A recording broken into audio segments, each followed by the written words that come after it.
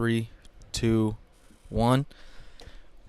Welcome back to Grandma's Pillbox. Pill Poppers, we missed you. We did. Episode 58 here. 58. God, it has been...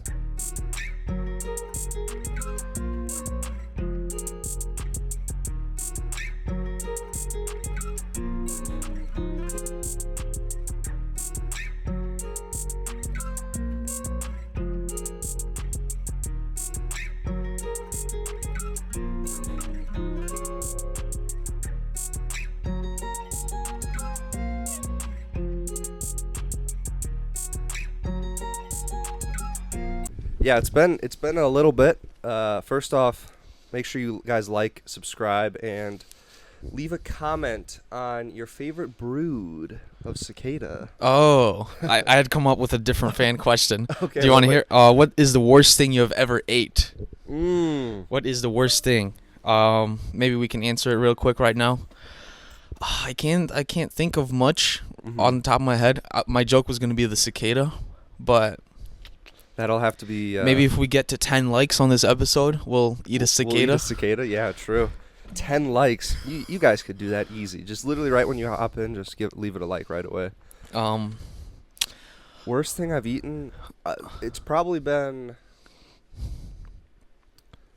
I think at one point we were in Michigan and we had some like week-old deviled eggs. Ew. That maybe didn't get put in the fridge right away.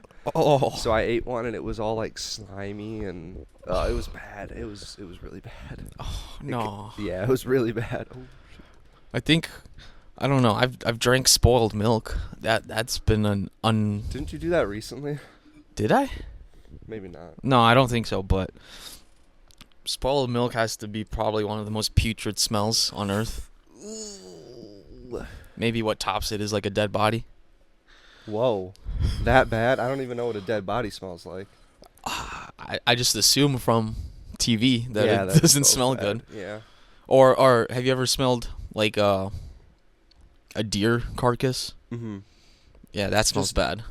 We had a dead raccoon underneath our deck for a while. Oh. And that smelled awful. So I can kind of picture where you're going with that. Yeah, I mean, it's so bad. I think it was, what's that disease for deers where they turn into a zombie? Oh yeah. I think it was just that was this was at school, and a bunch of deer were dying from it. I think. Damn, it's not parvo, is it? Parvo, no, it was like a 3-word thing, like. Oh, mad cow disease. Yeah. Mad cow disease. Yeah. What a funny name. That's Mad crazy, cow. Right? Who invented that? He was probably a very sensible guy, right? He like saw how the cows were acting when they had this disease. You know, these cows are mad. That's a mad cow. Yeah, but thank you all for tuning back in. It's been a while. I know we tried to stick to bi-weekly episodes, but dude, like this month since like start of May till now, maybe even like a week before, has been so busy, but it's also been like one of the best months of my life. It's been awesome. Yeah, it's been busy, I'd say. Really busy. Liam's moving. Yes, I'm moving out of the original cave. And potentially, no, not potentially, I'd say more than likely going to get a super structured setup for the podcast. So episodes moving forward. Hopefully next episode you guys see we're gonna be kind of starting to dial in that new setup. Maybe leave a comment, green screen or no green screen, on the permanent setup. I think that's a good question to have. Yeah, and if you have any recommendations for like lighting or sound, I think we're good with right now. Video also could be cool, or just like one of the things that I'm really thinking of is where can I get cool looking pieces of furniture for like cheap. So if any of you guys have any recommendations in like the Chicagoland area, maybe like a Habitat for Humanity or something like that, leave that below, because I'll probably be scouring those places, because what I'm thinking is a chair similar to this, which I'm not bringing, and then a small wooden desk, and then another chair. Similar size to what we have right now, but a desk just to add like a different level of I don't know, whatever. I mean, we need a desk. We do. We need a desk. But also that would limit us to only having 2 people on the pod at a time. So maybe we do like a small like sofa. I don't know how much room I'm gonna have. Well, but if you have the permanent setup, that means you can permanently set up different orientations for the episode. That's so true. If it's a more than 2 one, then like, okay, move this around, move this here, and then boom, we got the guest set. Yeah. And that's kind of what we've been doing with like this set here. Yeah. Like when we had Alvin come in, we just brought the futon down here. Oh yeah, the futon was nice. And put the table up. I got to cuddle up next to Alvin. Yeah. or the 3 chairs next to each other. I think we did that for the second time we saw Alvin. Mm-hmm. Full court press. Shout out to him, dude. He's been growing a lot. Full court press, shout out, 500 subs. 500 subs. Doing very well. And he's now making edits.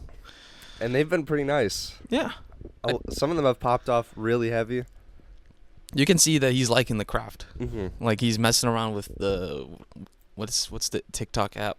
CapCut. CapCut. He's been messing around with CapCut. He'll say like, all I did was this and that, but I know he's putting some time into it. Definitely. Making them nice. He's a grinder. He's definitely quantity over quality.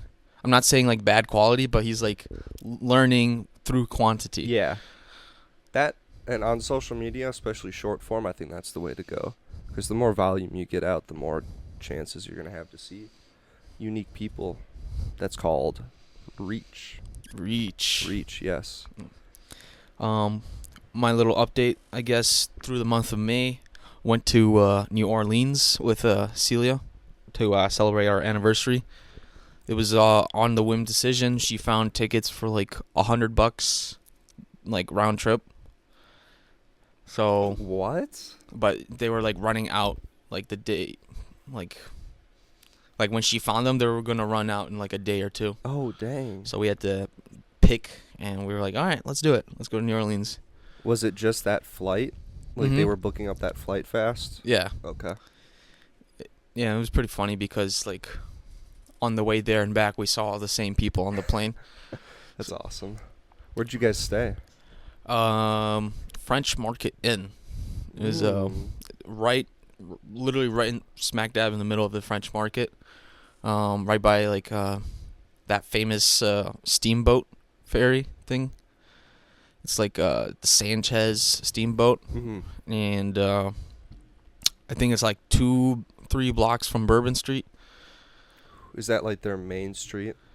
Bourbon Street is like the tourist attraction there, where you go there to drink and and party. Nice. And then Cafe Du Monde is a block away from the hotel. Is that where you tried the beignets at? Yes. How'd you like those? Those were amazing. So good. Probably one of the best treats I've had. Mm-hmm.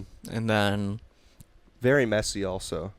Oh yeah, but it's worth it. It's worth it. What were you wearing when you guys were eating them? Were either of you wearing black? No.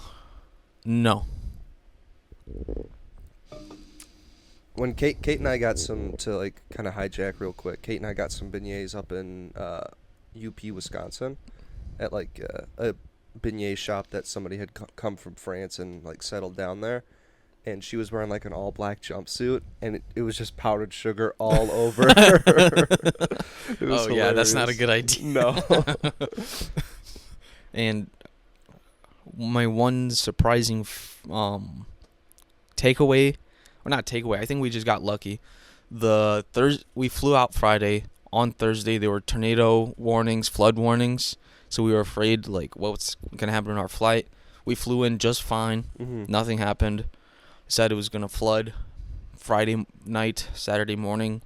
It was a light drizzle, and then Saturday was great weather, not too hot. Sunday it was sunny, pretty hot, but not as hot as I thought it would be for Louisiana. That's awesome. So I enjoyed it very well. I wasn't like dripping in sweat. And then she also got a reservation at a super like fancy restaurant. I don't know if you remember in Red Dead 2, but it's this like as soon as you enter Saint Denis, from a certain side, there's like a corner building that's like 3 stories, blue with like white lines.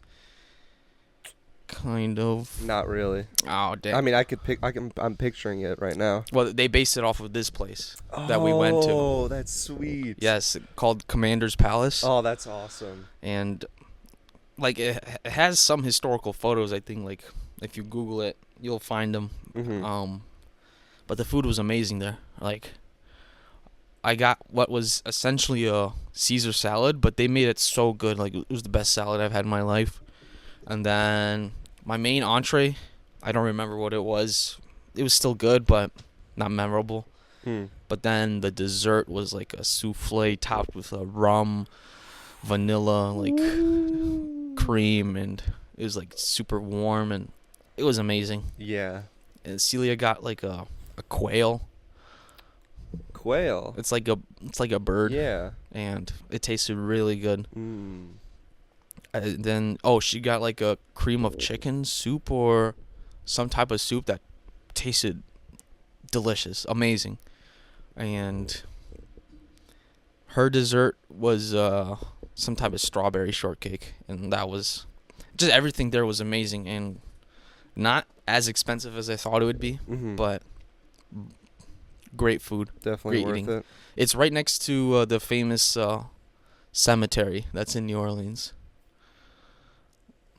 Lafayette Cemetery. Lafayette, something. I don't remember, but it's like that famous one. Like it's in the Garden District, and it's got all those like tombstone, like whatever, like the above ground shit where people can grave rob, do whatever. Dang. Like yeah, like a mausoleum. Don't you remember in Red Dead 2? Yeah, where yeah. you grave robbed? It's that cemetery. No, I don't think I got there. I'm not even in Act 3 yet. What the heck? I just started Act 3. What I haven't played it in forever. Oh my god. I know. I need to build a new PC. My PC broke. Oh, you were playing it on PC? Yeah. Oh, I thought you were playing it on the PS5 or No, whatever. I was using my PS5 controller. Okay. But I bought it on PC. Oh, yeah, because of the sale. Because of the sale. But actually, no, I bought it when I got COVID, and then and then it went sale. It went on sale like 2 weeks later because it was the winter sale. Still worth it though. But yeah, it felt like I was in Saint Denis. That's so cool. Did you go to like the Chinese gun shop at all? You remember that? Yeah. That was the gun shop next to like the Chinese place. Oh no, I didn't find that. I was looking for it. But it was like this is unrelated, but there was like a free art exhibit thing. Oh, cool. It was like antique shit. That's where I saw the Napoleon portrait. Like humongous, like bigger than he was in real life. Yeah. And then is that where you also saw the picture of the three people? The 3 people. The picture of the 3 people. Maybe they weren't people. Maybe they were monkeys. But this exhibit was insanely good. Like I was really surprised that it was free, and just like in the middle of New Orleans. They had a whole bunch of those where it's just art exhibit after art exhibit. The Picasso one? Oh, the caveman drawing. I don't remember what that piece was called, but it's like a caveman drawing of like 3 naked guys, one playing the flute, one eating like a watermelon. Crazy. And then we went to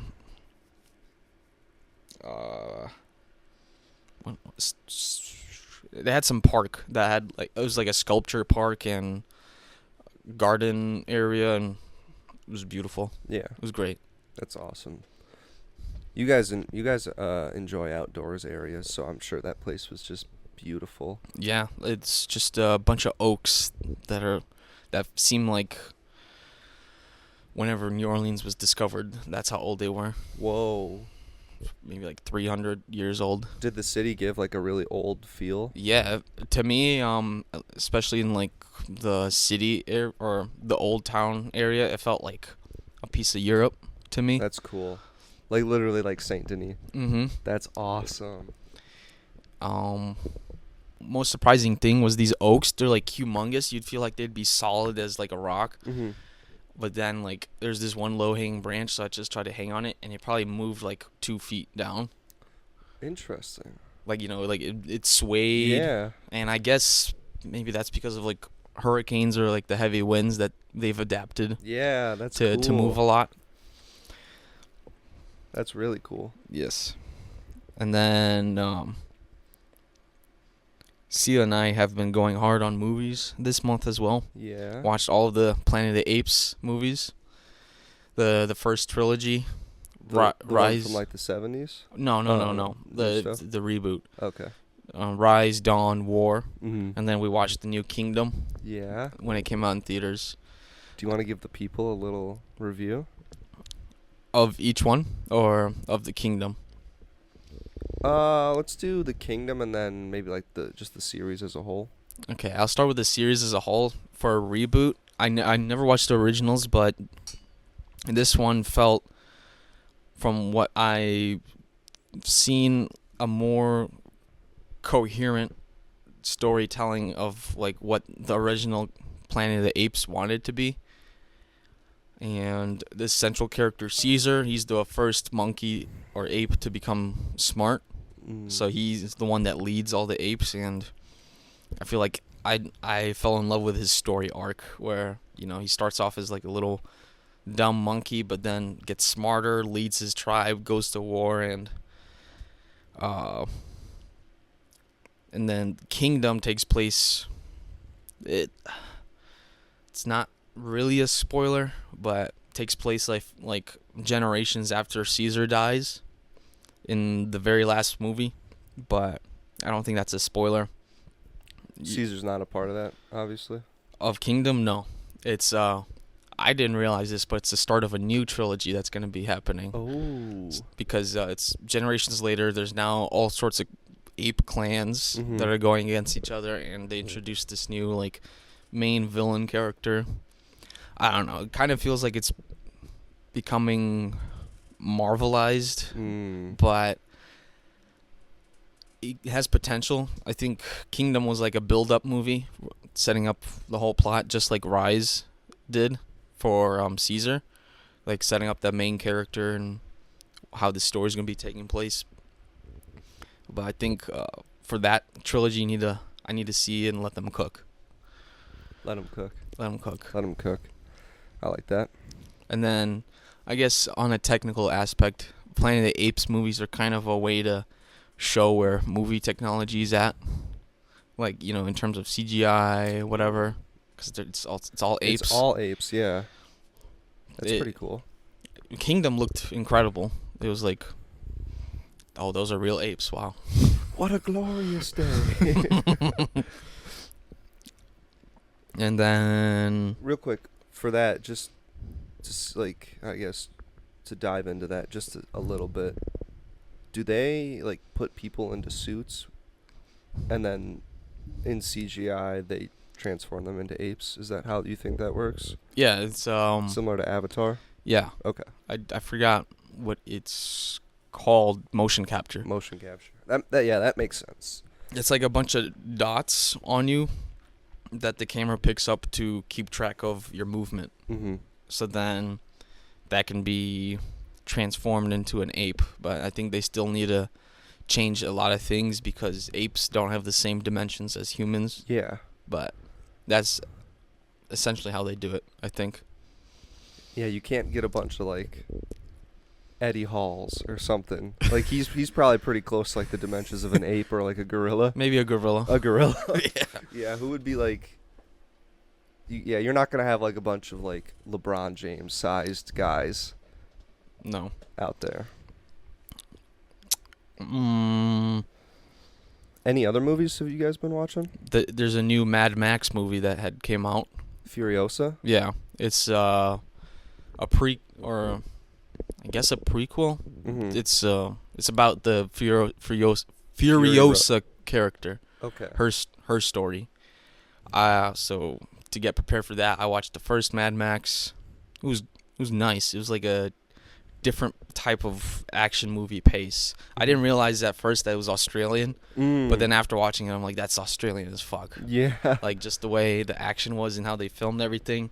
This Furiosa movie kind of felt more American and slower. It didn't have that same energy that I was looking for.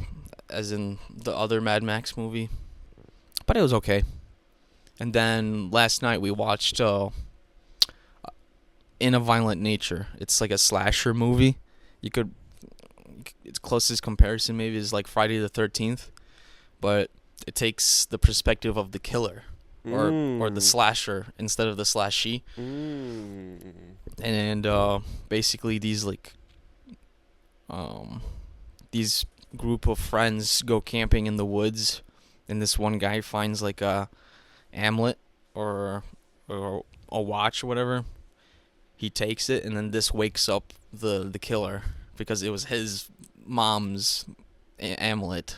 Dang.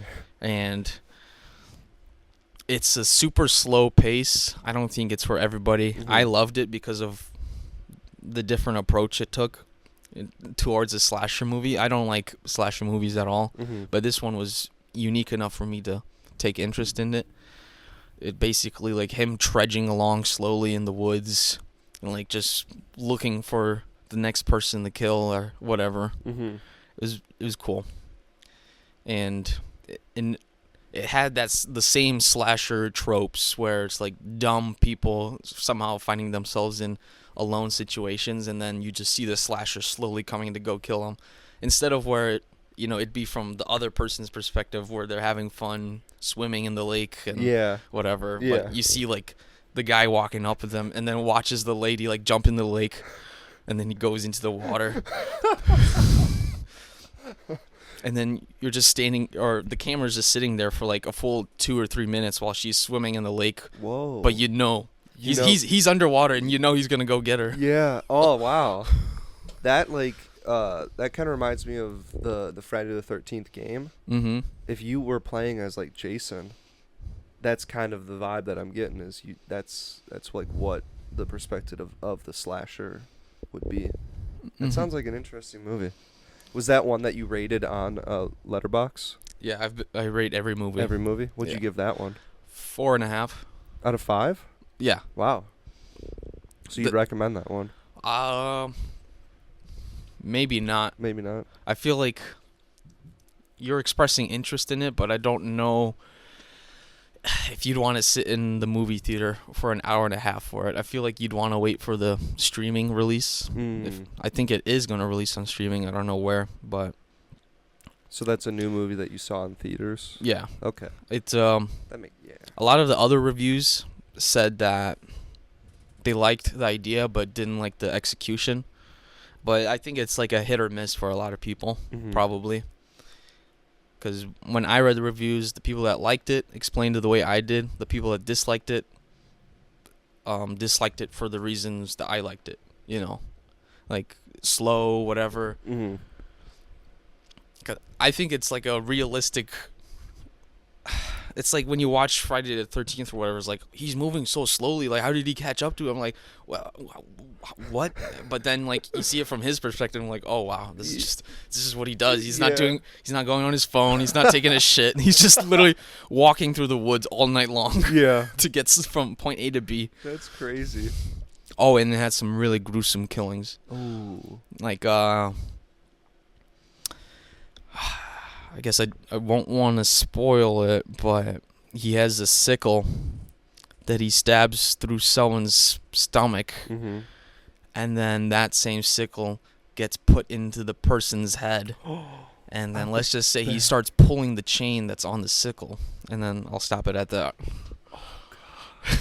Mortal Kombat stuff. It shows everything. It's not like off camera gruesome. Oh my God. What? So was this guy like? Oh, and there's like some lore to it where he was like a little kid that died from falling off of a fire rescue tower. So that's like the little lore behind it. And then it was called like, and then something happened after, and it was called the White Pine Slaughter. So that's like the little. And what's it called? In a Violent Nature. In a Violent Nature. Interesting. Guys, check that out. Let us know. Watch it. Let us know what you think. Yes. Please watch it because it's cool. Oh, also, I just had this idea. What if we include like your Is there like a link that you could send people to like show them what your Letterboxd like rating is, or like what your guess what your account is? Yeah, I think I can just share the account. Wonder if we should just throw that in the link tree so people can see like all the different movies that you watched. I'm down. All right. I want more followers, I guess. Hell yeah.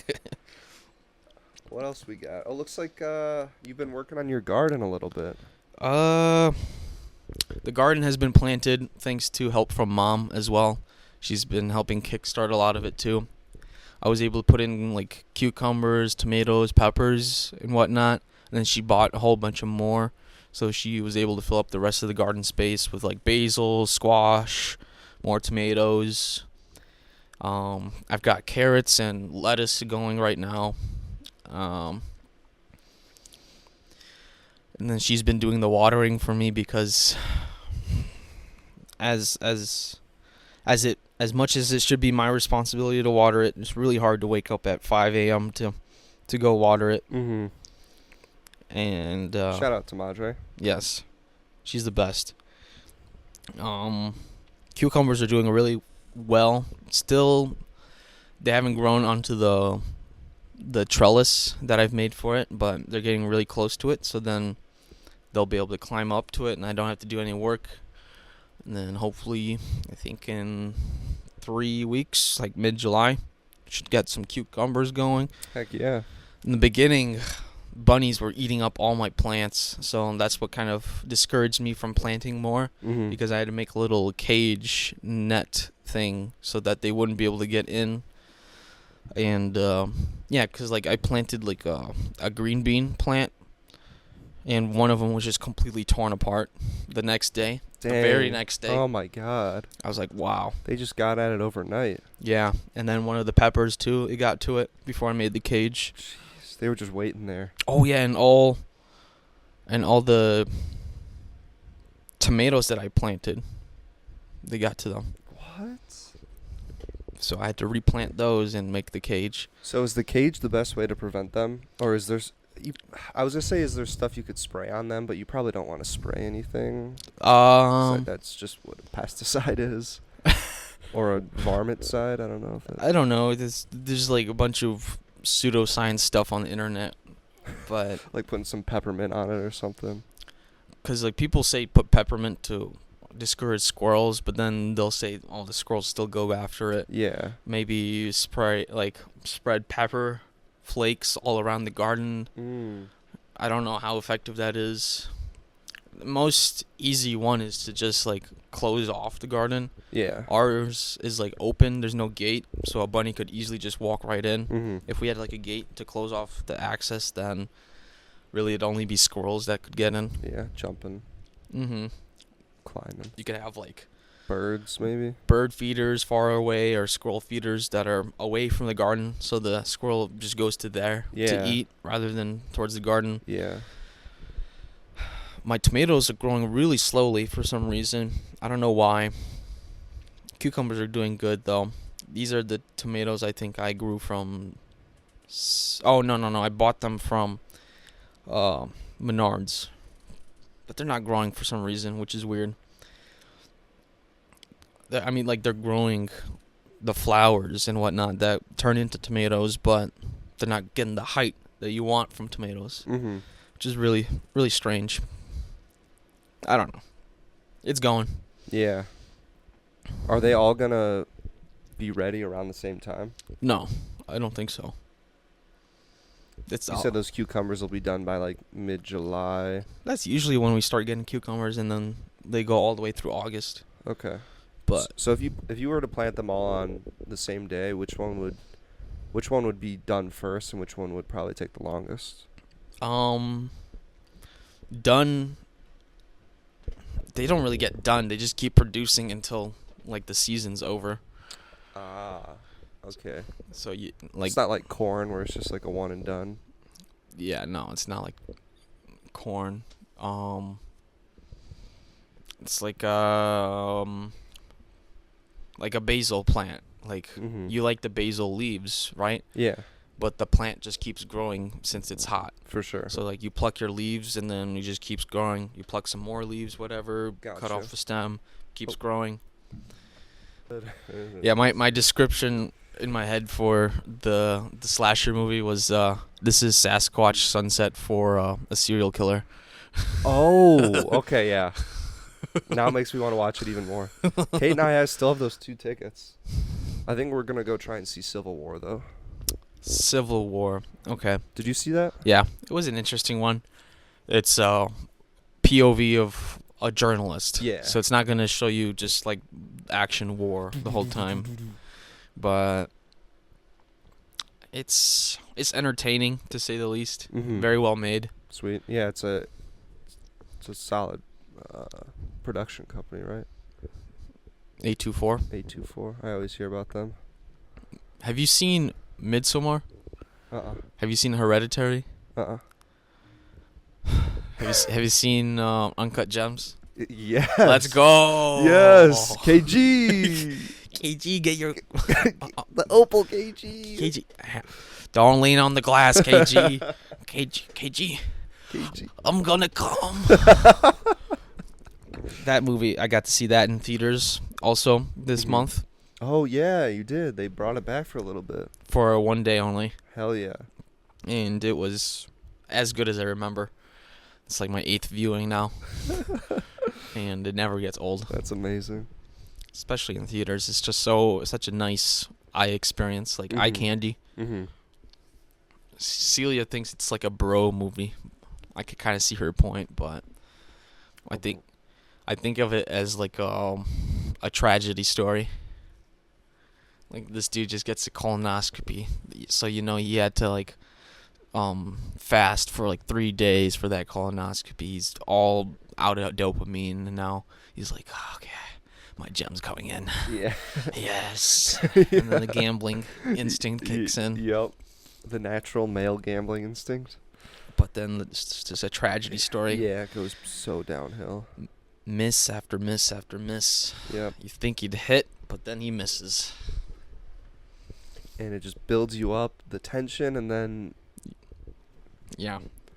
Such a good movie. I'm gonna come. And then I watched Blades of Glory with some friends. The ice skating movie? And it's really funny. Nice. That's got Ben Stiller in it, right? Ben Stiller and Will Ferrell. Oh, yeah, that's... Oh, wait, no, wait. Not Ben Stiller. It was Ben Napoleon. Napoleon. The guy that played Napoleon. Oh, yeah. It was him versus Will Ferrell. Yeah. What is that guy's name? I forget. I don't remember. I just know him as It's Napoleon. Yeah. And then I think that's almost every movie that I watched, I believe. Movie update. Do.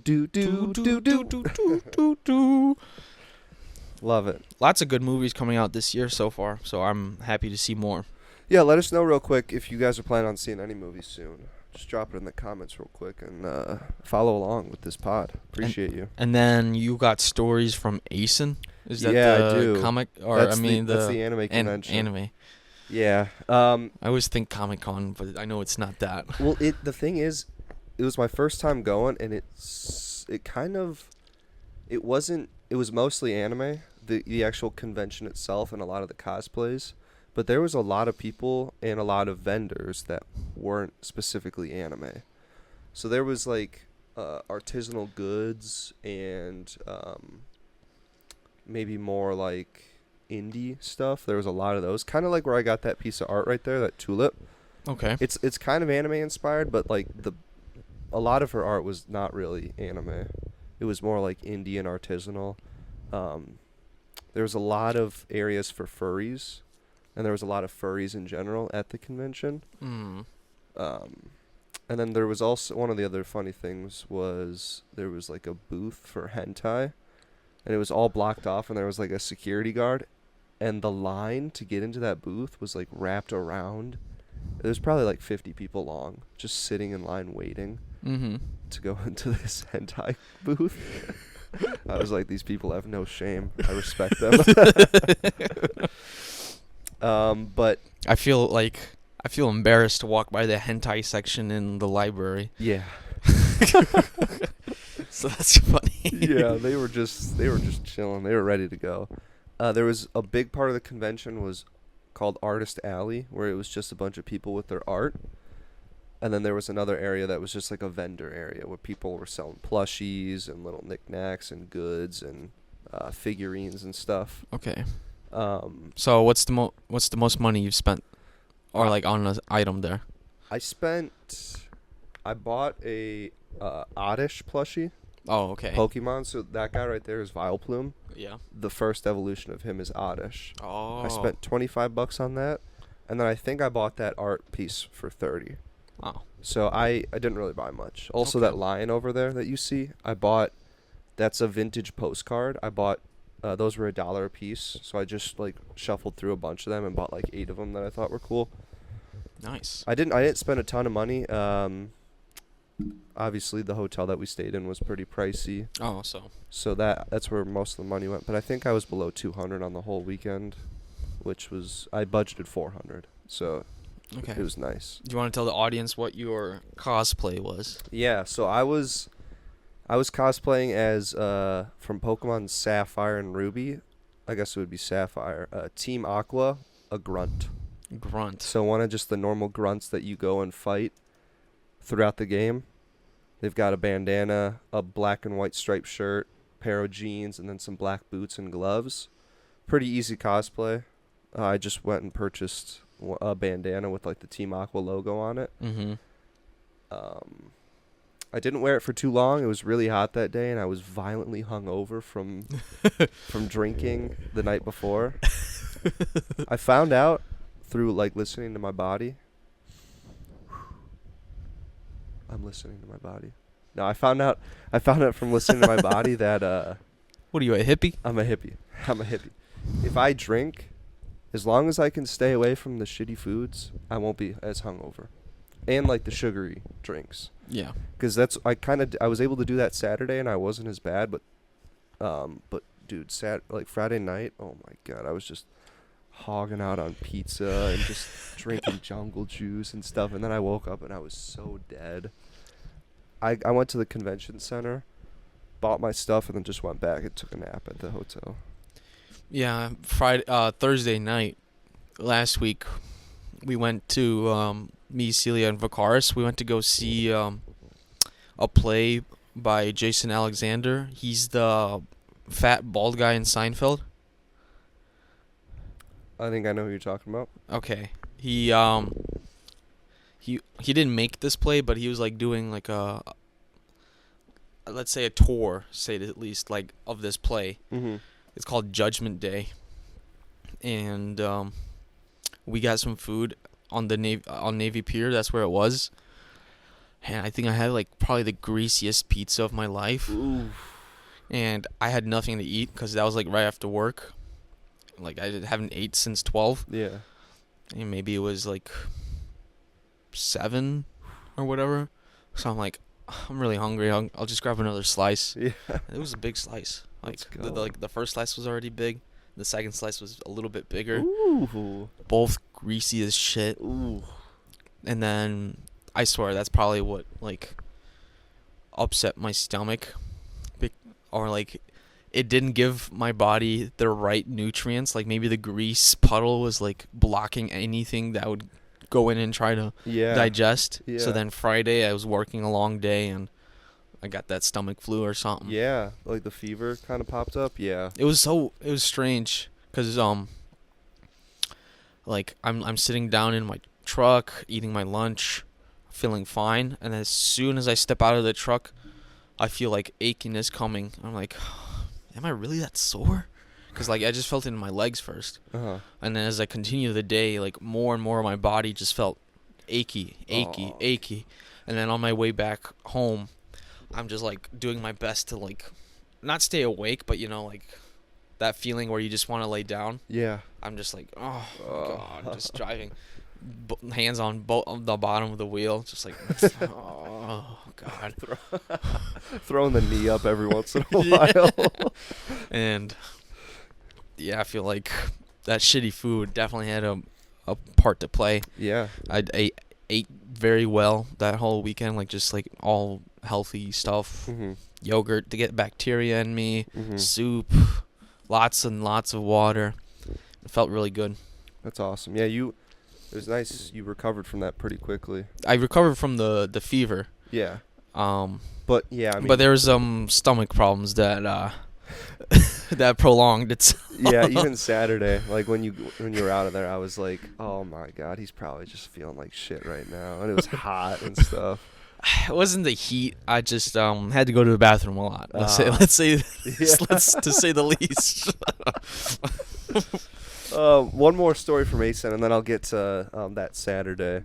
Okay. When we first got there on Friday, I got there. I had to go after work, and we were like, all right, what are we gonna do this weekend to try and like get a party? Because we wanted to get a party. We got a big room.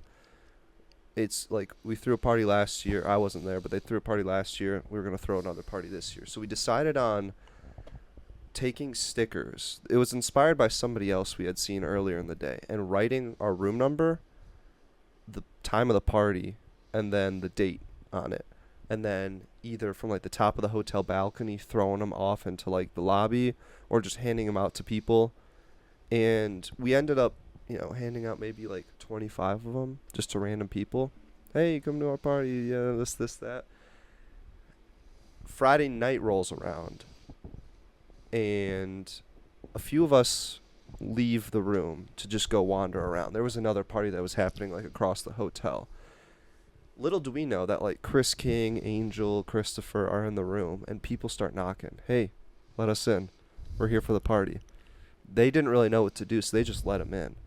Those guys found one of the stickers, didn't read it, and thought it was 9 o'clock on Friday.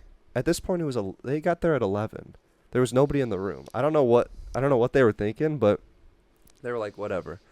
So we're off. We're like, the group that's away from the room is saying, all right, we're gonna now go to the rave.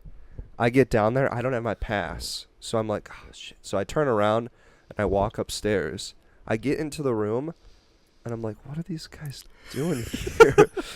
And I go and sit down next to them, and I swear to God, they have their phones upside down on the table. We might have to bleep this out. They have like little powder on their phone. What? With rolled up dollar bills, and they're snorting off their phones. Oh my ketamine. God. Oh my gosh. So I saw that, and I was just like, all right, that's not happening. So proceed to kick them out. That to me feels awkward as fuck. Like it was. Like what? Like where you're like, I'm gonna have to ask you to leave, or like. It was. I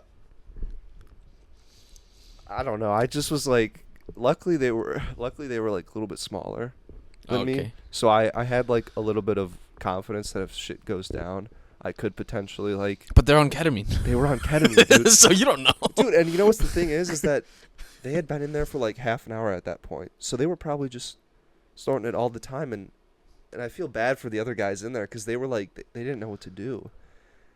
Like, and they didn't really realize what was going on until I went and, like, I sat next to them. I was like, what the all right, get out. I was like, none of that shit in here. Get out. But then as they were walking out, I was like, come back tomorrow night. So the next day rolls around, and it's like 8:30. Nobody in the room. It's 9 o'clock. 2 people show up. One dude who was at the party the entire time. He's an absolute champ. A little bit socially awkward guy, but he was such a sweetheart, honestly. And then a few more guys trickle in. It's just dead. The party's dead. 10 o'clock rolls around. All of a sudden, a group of like 20 people. What the fuck? We let them in. More people start coming in. We're asking them, how did you guys like hear about this? There was a Discord group called ASEN Alcoholics that one of the stickers got posted on the Discord. So we filled up at like 10:30, 11, we filled up the entire room with a line of like 10 people outside the door waiting to get into the room for the party. What we went through like 4 or 5 handles of alcohol.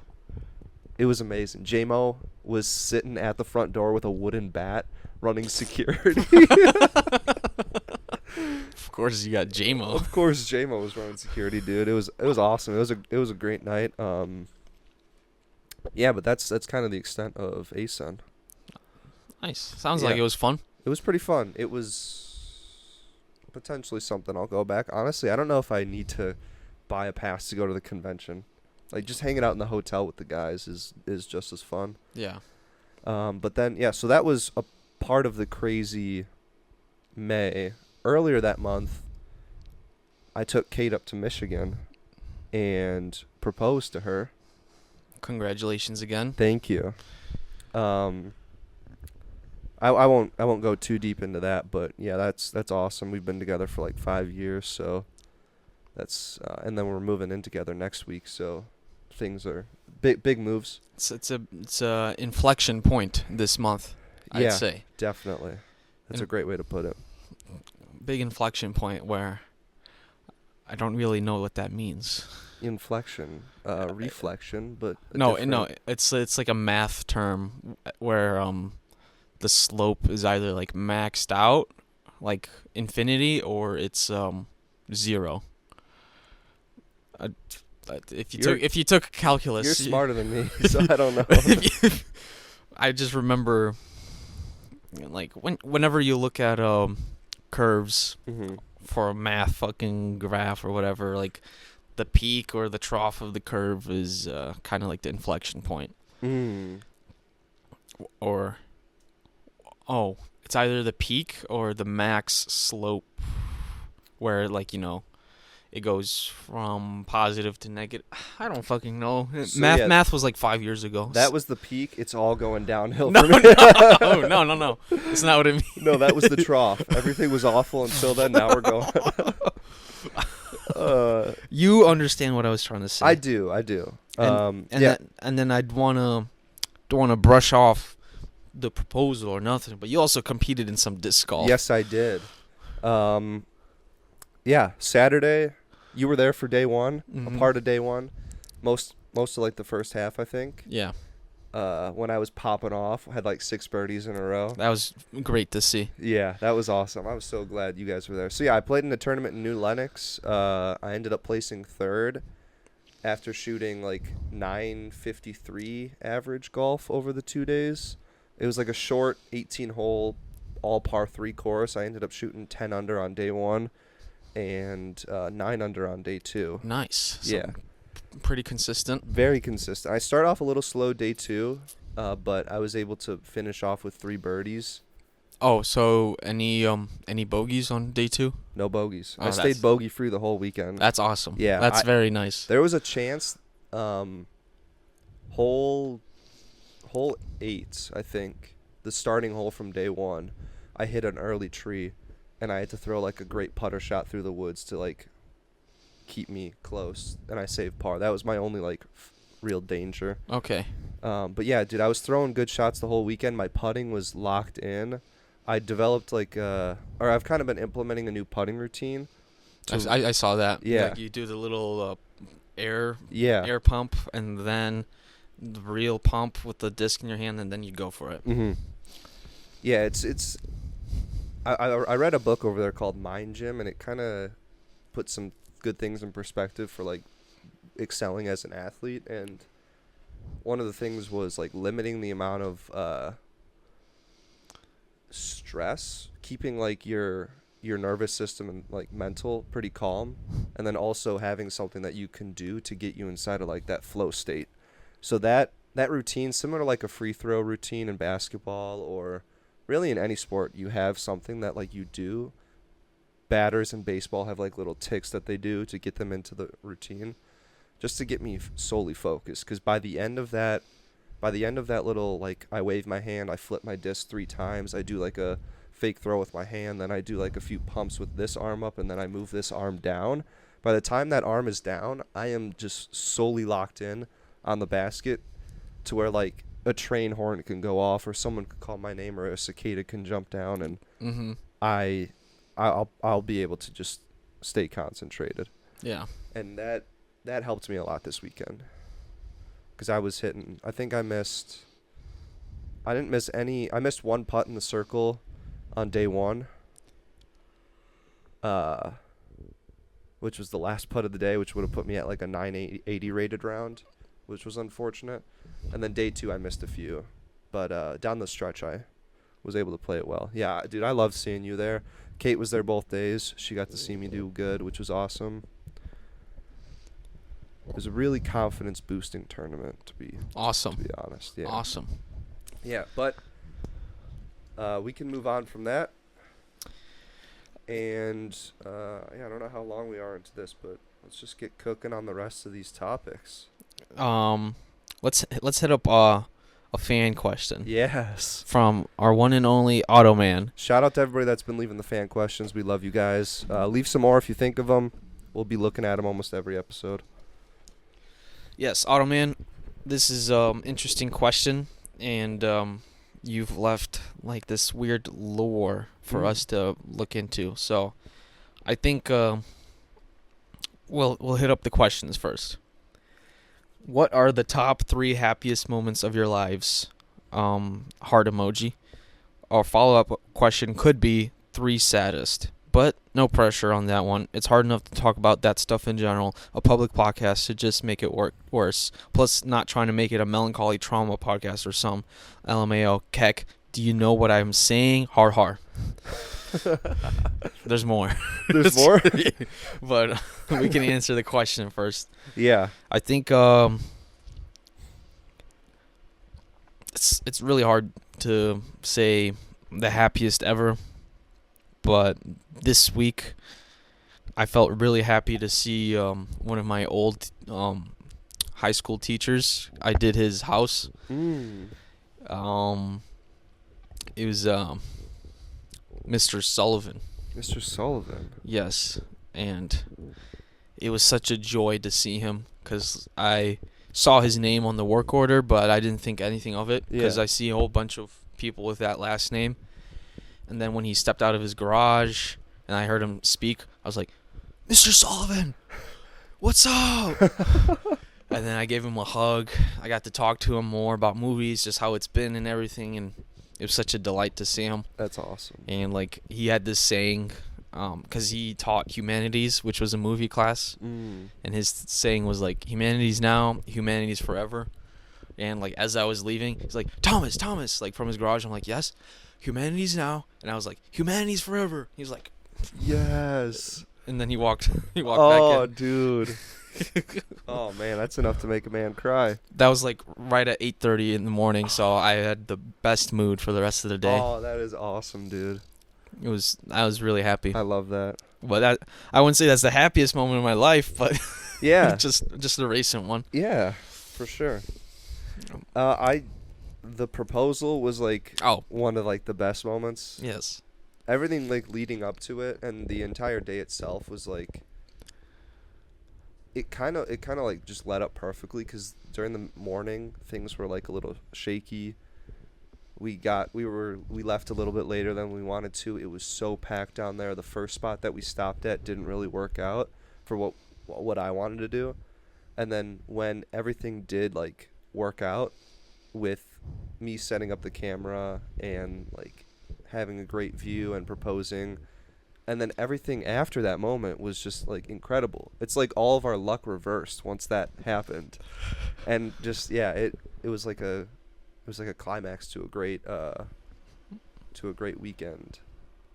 And then also just taking that step further with Kate.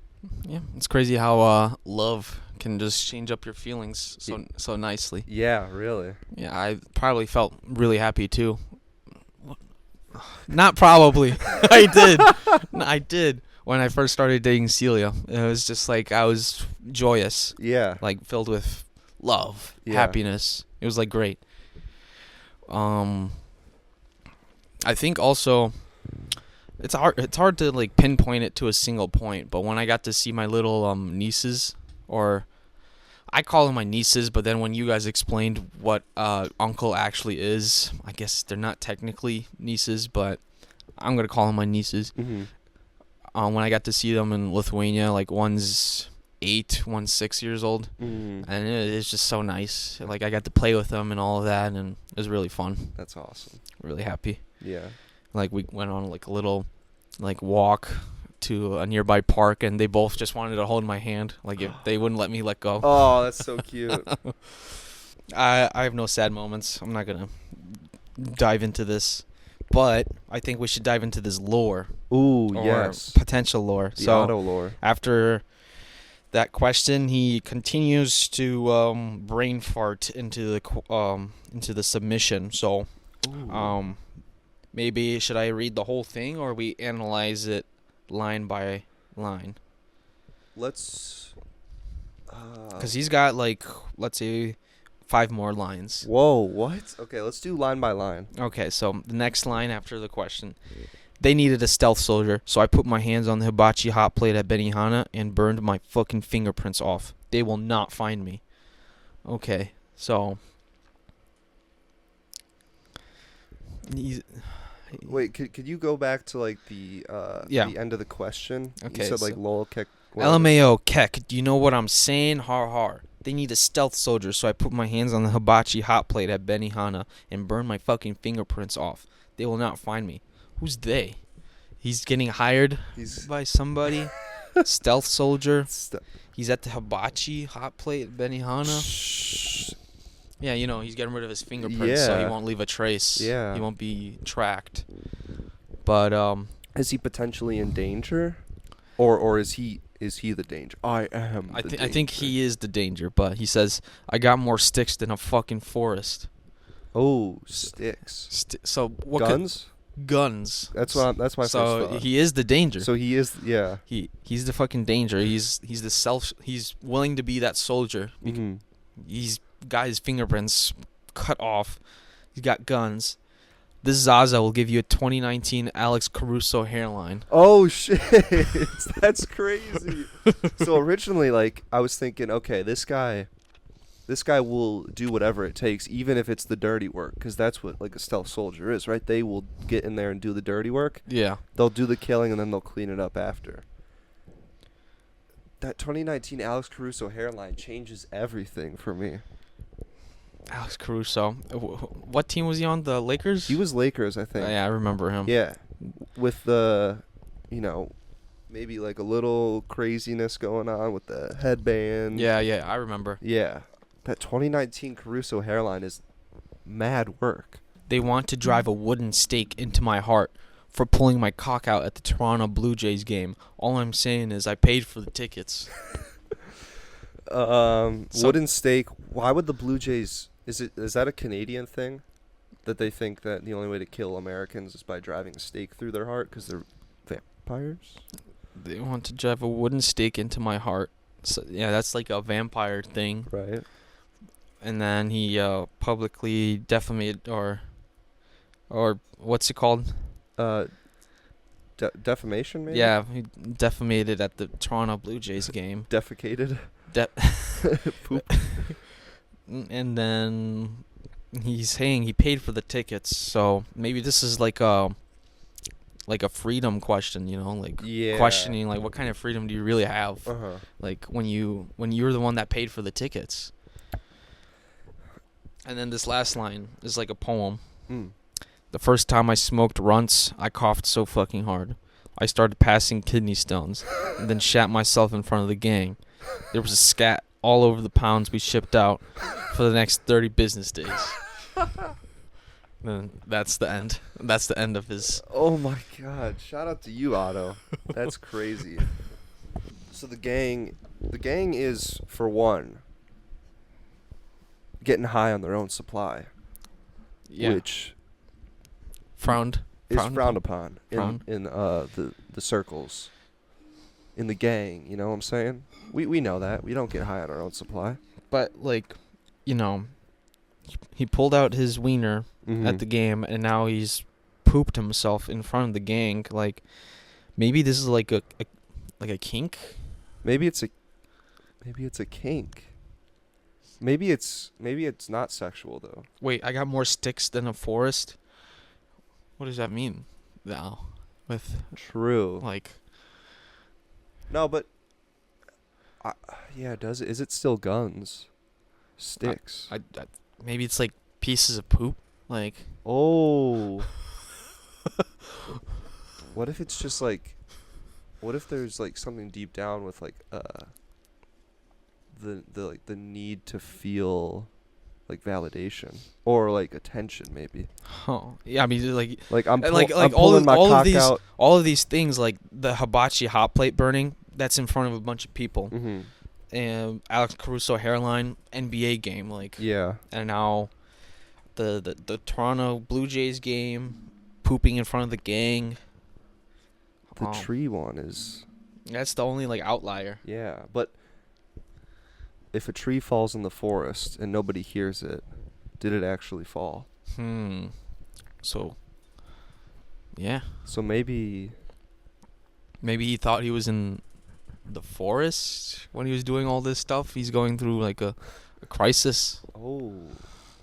I think maybe he went on like a fat DMT trip. I absolutely love you, Otto. Yeah. This is incredible. Great question. Yeah, that's the best question we've gotten easily. Or that, or the lost treasure question. Oh yeah. Yeah. Because that brought up you bringing out that Russian book stuff. Yeah. All right, let's move on with the topics. Yeah, let's do it. I've got a quick one for any Javier Milei fans out there. I guess recently he went on stage with like a band and started singing. Like he was like singing. It sounded pretty good actually, because I guess he was part of like a band that was on the Rolling Stones when he was young.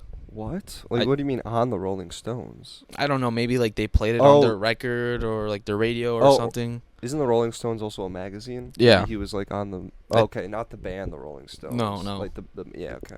I got you. And I guess it was like a promotional thing for his book that he's coming out with. He's coming out with a book. Yeah, he has actually 3 books right now. What? Already? You should get those. I think they're in Spanish, so. Hopefully it's him with a chainsaw on the front. That would be awesome. I think they're all economic books. Loser. But that's all I have for the update. He seems like a very funny fellow. I don't know. Not much exciting news from him, but I thought I'd give that update. He sang on stage, so if you want to see Argentinian president do that, go right ahead. Make sure to check that out. But what was I gonna say? Oh. I love the ritualistic like Javier Milei updates. I just love that that's a part of like the lore. I for some reason have stuck with it. It's awesome. But UFC 302. Yeah, dude. Let me hit you with this real quick. So it's in New Jersey. I thought it was in New Orleans. So that's the thing. The card isn't super stacked, but at the top of the card is Dustin Poirier, who you probably recognize the name, versus Islam Makhachev. And this is Dustin's 3rd time trying to fight for the title. He's lost the first 2. Mm-hmm. One against Khabib, who is Islam's cousin, and the other against Charles Oliveira, who's the most prolific finisher in UFC history. Dustin has been around for years. He's had like 30 fights in the UFC. He's like a first ballot Hall of Famer, even without being a champion. That's how great this guy is. But it seems like right now that potentially the stars are aligning for Dustin to win this fight. Okay. There's been a bunch of like curses / like coincidences heading into this fight that just make you think, maybe I'll put a little bit of money on Dustin at a plus 400 underdog. Let me give you a list of some of the coincidences heading into this fight. First, Islam Makhachev possibly showing signs of staph infection on his leg. Very common infection in grappling, but to treat it, usually you have to go on antibiotics, and antibiotics mean you're not operating at your full capacity. Guys, historically, when they have staph infection, either have to get pulled out of the fight, or they just don't perform as well. What's crazy about that is Dustin's last fight, the guy he fought also had staph infection. And he won? And Dustin won. Kind of crazy there. Dustin, throughout his career, is undefeated in the month of June. Most of those fights happen early in his career. That one's a little shaky, but he's had like 30 fights in the UFC. He's undefeated in June. The guy in the co-main event, Paulo Costa, the Eraser, when champions are fighting on the same card that Paulo's on, they're 0-8. Oh. So if Islam were to win this fight, champions would be 1-8, which is pretty insane. Islam's coach, Habib Nurmagomedov, you probably recognize that name, is dealing with possible tax fraud right now. Another little piece of bad karma for the team. Uh-oh. Dustin Poirier got custom shorts for this fight. They introduced that last fight, and this one's also kind of like a little BS, but everybody who got like a cool custom short last fight won. Oh. So there's another thing. And then also the stadium is in New Jersey, and it's on Lafayette Street. Oh. Dustin is from Lafayette, Louisiana. Oh. So it's like... So it's just like a little coincidence. A little star. A little right star aligning. It's pretty wild. And potentially could cause Dustin to win. My pick, I'm still going to go with Islam. He's the most complete fighter in that division right now. He's so good at grappling. He's the number one pound for pound fighter in the world. And I just don't see him losing anytime soon. Did he lose against... I swear we watched a fight with him in it. It was against... that might have been against Volkanovski. Maybe. His fight against Volkanovski, the first one, was really close. Potentially he lost that one. And then he went and fought Volkanovski for a second time and knocked him out. Oh. So the only loss in Islam's career was like his second or third fight in the UFC. He got knocked out by Thiago Moises. Wait, he didn't fight against that like white guy, American. He was like really popular for a minute. He has like a boxing type of fighting style. Sean Strickland? Yeah. He didn't fight against Sean Strickland? No, they're different divisions. Oh, then who is that? Oh, wait. I don't remember that fight. Strickland fought against Dracus du Plessis, who's from South Africa. He also fought against Izzy. Oh, that was the Izzy fight. Chris's house? Yeah. Yeah, he fought against Izzy. Okay. Adesanya. Okay. Yeah, but I think it's cool. Like, if that happens, that's all everybody's going to be talking about. It's like all these different curses and stuff. So even with the stars aligning, you're not going for Poirier? No. You don't believe in astrological signs? I do. Like, if your birthday is like July 15th, I think you should potentially be like the new president of Argentina. Just you wait. Just you wait. Yeah, we've only got like a little bit over a month until until 25? 24. 24. Okay. Oh my gosh, don't say 25. Sorry. Oh. Halfway to 30. Oh. No, dude. How you feel now, that's how you're going to feel until you're like 40, I think. With like all the good stuff that you do. And all like the bad stuff that you stop doing, I think you'll be good. Dude, okay. To end out this podcast, we got to talk about what's been just destroying everybody in the Midwest. Ravaging the eastern United States, mainly Illinois, but the periodical 17-year cicadas. They're here, and they are causing havoc. They are here. I've never heard them this loud before. And I think they're supposed to be louder, but we'll see. You could barely even go outside. You can't even hear your own thoughts. It's not that loud. It's not, no. It's not that loud, but if you go under a certain tree, it'll be that loud. Yeah. Like yesterday when I was working, I sprayed a tree. Mm-hmm. And my coworker says he's never seen that many in his life before. Because like I sprayed it and they all start swarming out of the tree and coming towards me. He just said it looked like I was getting attacked. And this is maybe an exaggeration, but I counted hundreds coming out of that tree. Jesus. Just like all like, and then all like landing on me. All like I wear a little like face protector, and they're all like trying to go under the face protector, like hitting the glass, trying to come at my face. And that is wild. It is nuts. And like that whole day yesterday, they just kept landing on me. Mm-hmm. Like, even if I was doing nothing, they just like on my neck, one in my shirt. What the fuck? Or as I was eating lunch, one crawled up my leg. Oh my God. Yeah, you're at like the area 0 for them. Like the focal point is around the trees, and you're just dealing with that every day. Yes, and it's nonstop. It's pretty fun, at least, because it's something I've never dealt with. Mm-hmm. Having cicadas just fly on you. Yeah. Like, I can at least say, oh, I've been bombarded by cicadas before. Yeah, what a lot of people in like other maybe more tropical countries deal with on a regular basis with like different bugs and stuff. We don't really get too much here. Maybe sometimes we'll get like bad mosquitoes, but massive bugs like that just like all over you, that it's pretty cool to see. But there's a lot of people that are really scared of them, it seems like, or like really yeah, grossed out. I've got a friend that's not fond of them. They don't bite. They don't spread disease. They're really mainly just annoying. Yeah. It does feel weird when one landed on my neck. Their legs, it's not like just like a point. It's like a little grapple. Yeah. So it's not like a pinch, but you can just like feel that they're lashed onto you. Yeah. It's just weird. Or like the noise that they make is so,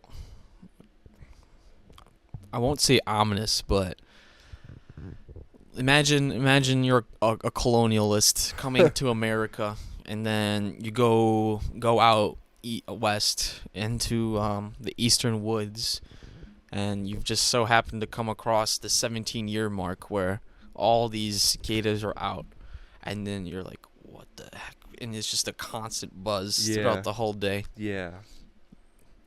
Because apparently they thought it was a plague when they encountered it. Which, I mean, what would you think? Yeah, probably. Like, what the fuck? These giant bugs making this loud-ass noise? Yeah, it's like signing for the end of the times. Oh, man, I wish I could pull it from the top of my head, but there's this, like, one bug probably somewhere in South America where it looks like a nuclear result of, like, a cricket, where like it has like a giant like circle chamber on the side of its body, and it like, you know, it goes. Oh yeah, like it sounds like a machine gun. Yeah, like. Yeah. Like if I saw that without knowing anything about the world, that oh my God. I think that's an alien. Yeah. Oh yeah, you pop out for the first time, you're like, what?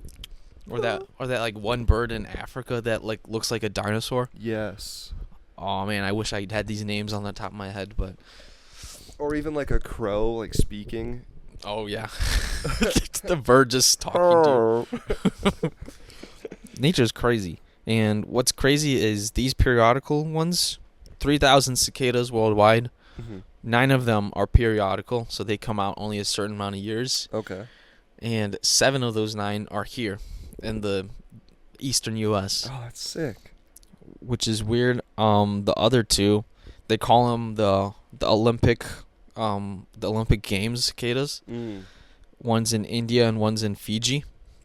And they come out I forgot which one's which, but one comes out every 4 years, one comes out every 8 years. Oh, that's cool. It aligns with the Olympics, I guess. Oh, that's awesome. The Olympic cicadas. But lots of people like to eat cicadas. They're a great food source, proteins or not. Really? Well, I mean, they're not really toxic. I think squirrels, dogs, birds, everything eats cicadas when they come out. Yeah. People in, let's just say Asia, Southeast Asia, they like to fry them up. Stir fry the cicadas. I don't know. Maybe I'm a little squeamish to eat one, but like we said, 10 likes on the video if you're still watching at this point. Yeah. We'll eat a cicada on the next episode because they're not going away real soon. No, probably another month or 2. Month and a half. Month and a half. Sweet. And yeah, I mean, if we don't wait another month to do an episode, then there will be time to eat a cicada on the next one. Maybe maybe we can roast it, or do we eat it raw like Liver King? I wouldn't be opposed to roasting it. I think that would be good. Okay. What about doing like a shot? So in Lombard, the Illinois, Malort shot. they've got a shot of Malort with like a cicada casing or like a shell, like one of their skins that they one of their like skins that they exoskeletons, yeah. That would be crazy. And we actually have a few exoskeletons right now if you want to try tasting them.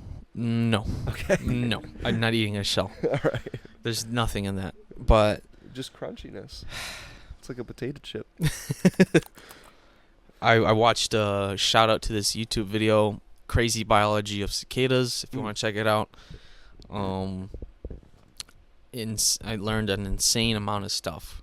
Like, for one, the females, they have like a little like injector needle where they put their larvae into the tree branches, and it's made out of metal.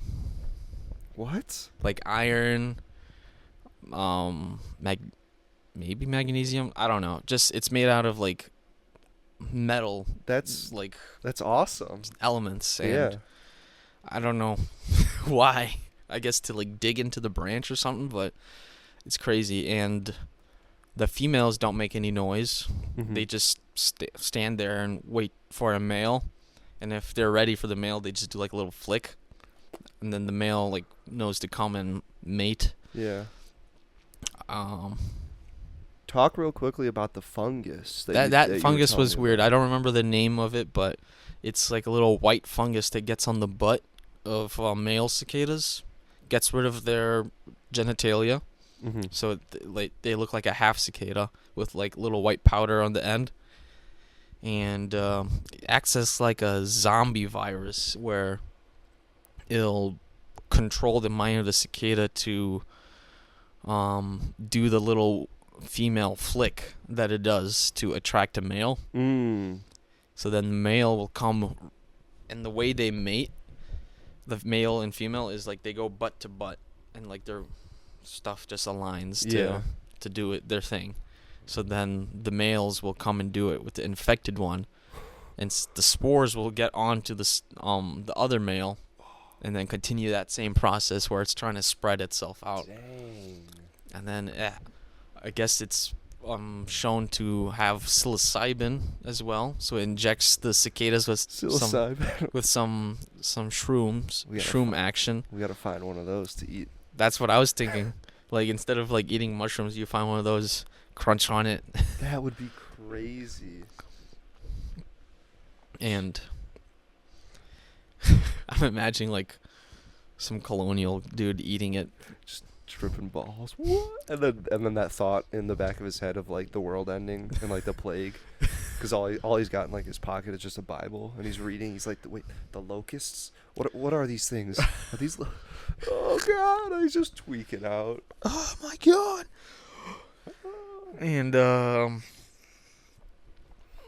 apparently, no, they don't really know how the cicadas time their emergence, but like they've gotten like some evidence to show that they go off of the signals from the tree roots. So like maybe the water, they eat the xylem, which is the water content in the tree roots, and the xylem is not like the phloem, which is the part that transports sugar. So there's a part that transports sugar, a part that transports water in tree roots and tree branches. And the water part doesn't have like any nutrients. It's like they're just drinking salt water for 17 years to live. What? But apparently the little amount of salt that's in there changes throughout the seasons. So they're able to kind of detect like every time a season passes. They don't know how they keep count. Sometimes they'll be off. I think they're only off like 4 years. So that's why like that other species comes out every 4 or 8. Like They try to keep track until 17, but if they've lost count, they'll either be 4 years early or 4 years late from the 17-year period. It's really strange. Imagine just sitting there like in the darkness, just all you're eating is salt water, and you're trying to just. Oh, is this a little bit saltier? Okay, we got another one. Check it off. Okay, it's been 4. That's a year. All right, 16 more. Check another one. Oh, wait, is this the same? No. All right, I'm gonna get out early. And I guess what's like strange, or not strange, the way they developed the 17-year cycle has been hypothesized because we had that glacier sheet here in North America, and somehow it must have played a role in where like the cicadas would die and then they'd be underground because the ice sheet was covering the whole top layer, and then when it receded, that was their chance to come out. And maybe that had to play a role in them having to stay underground for so long. How long ago was that ice sheet around? During the last glacial maximum, which lasted from about 26,500 to 19,000 years ago, ice sheets covered a large area of the North America. Okay. 26 to 19. Wow. I mean, on the cosmic scale, that's nothing. That's nothing. But for us, that's crazy. Do you think people that like research stuff to that scale just go home and just have like this existential crisis about like how small and little we are?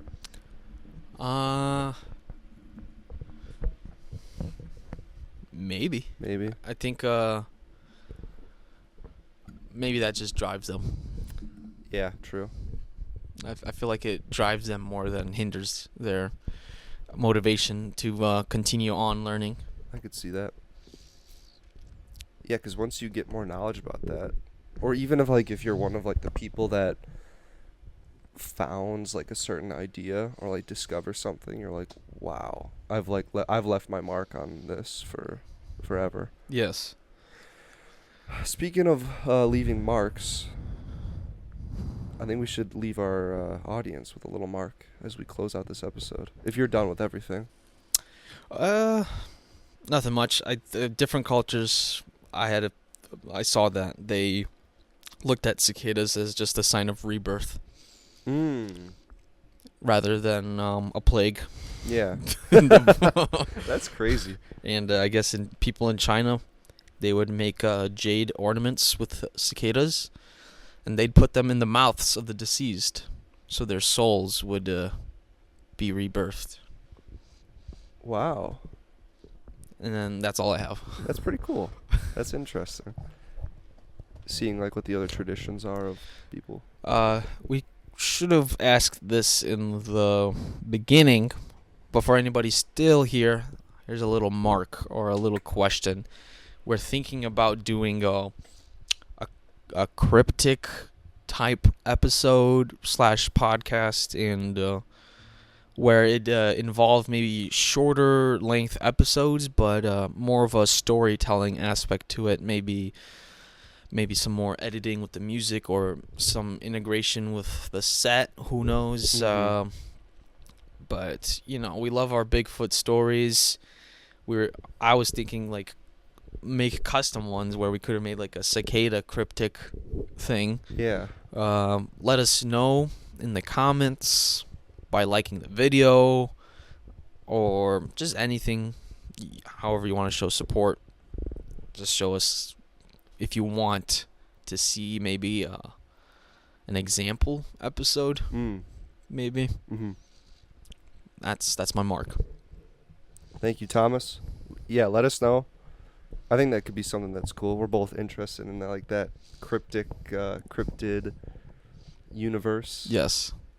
And then maybe, who knows? Maybe that starts taking off a little bit, and then we go to these places and we visit. Oh. Full documentaries.